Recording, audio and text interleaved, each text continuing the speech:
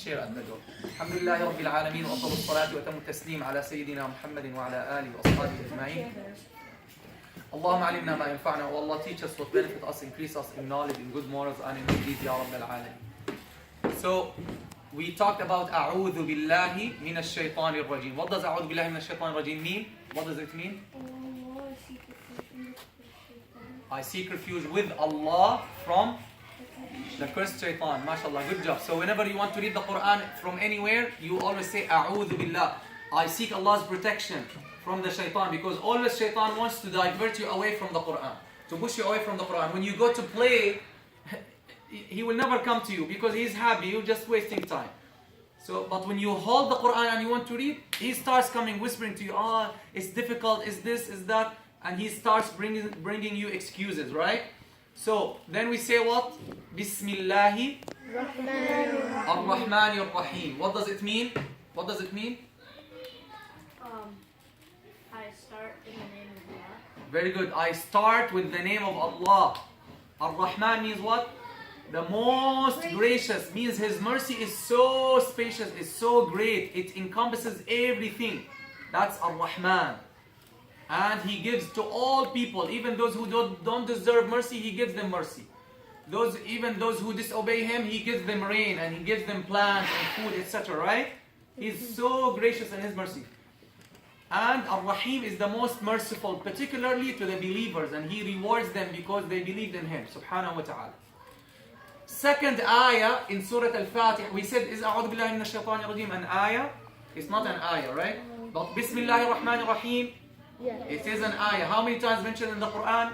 114. How many chapters or surah do we have in the Quran?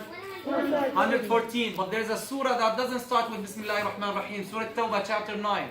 How still we have 114 times Bismillahir Rahmanir Rahim? How? Because There's a surah that has two Bismillahir Rahmanir Rahim. What is that surah? Surah Al-Naml, mashallah. Now, next ayah. Alhamdulillahi Rabbil Alameen. This is second ayah in Surah Al-Fatiha, right? This ayah is mentioned also in the Quran in more than one time. It's mentioned many times. It's very essential, guys, that you understand Al-Fatiha. You know how many times you must recite Al-Fatiha or hear it from the Imam every day? Who knows? If you know, you'll get a prize. Quickly, tell me a number. How many times? 500. Say a number. You have to say Al-Fatiha 500 times every day? Does that Oh make no! sense? All 4. Khalas. How many times? Quick, just say a 20. number. 5 times. You were close. He said 20. How many times? 5 times. He said 20. 15. 15. Close. 17. 17 times. Good job. So, Sufyan will get the prize. Because we have 17 rak'ah every day. These are only the obligatory prayers. 17 rak'ah.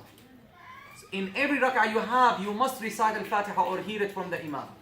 Imagine Allah subhanahu wa ta'ala wants you to hear Al-Fatiha or read it every day 17 times.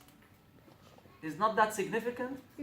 Does not that mean that Allah subhanahu wa ta'ala wants us to view and review the meanings of Al-Fatiha every day 17 times? What does that tell you, guys? What does that tell you? He wants you to know the meaning.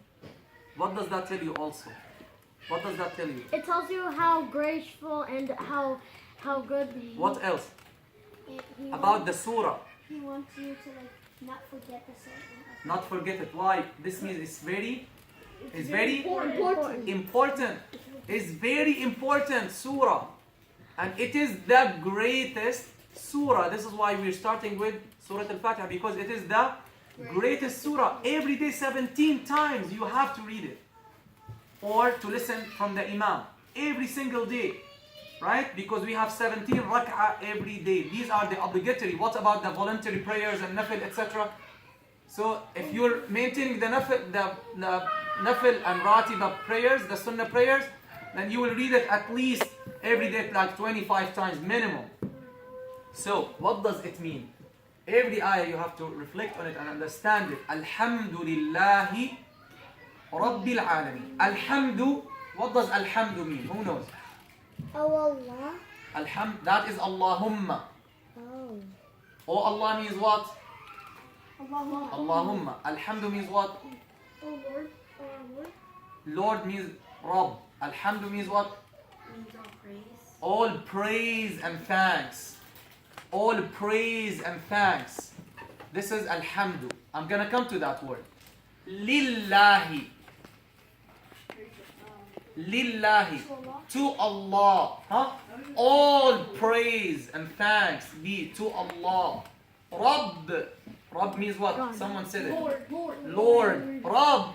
This is a big word. There's no word in English that is an equivalent to the word Rabb, by the way. And we're going to explain it later. For now, let's say creator and sustainer and maintainer of the whole world. That is Rabb. Al-Alameen. Worlds.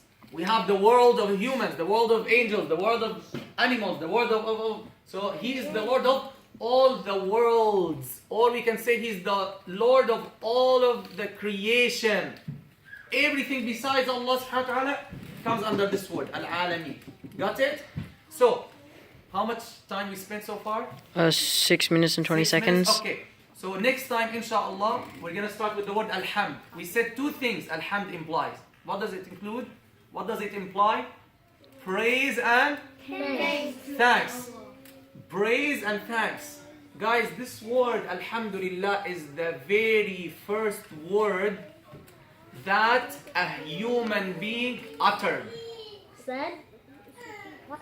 The very first word that the first human being that Allah created uttered or pronounced or said.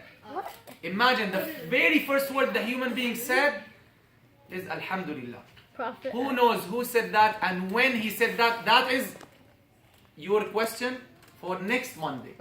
Get the answer and you'll get a prize for that. Jazakallah khairan. Sallallahu alayhi wa sallam. Alhamdulillah rabbil alamin.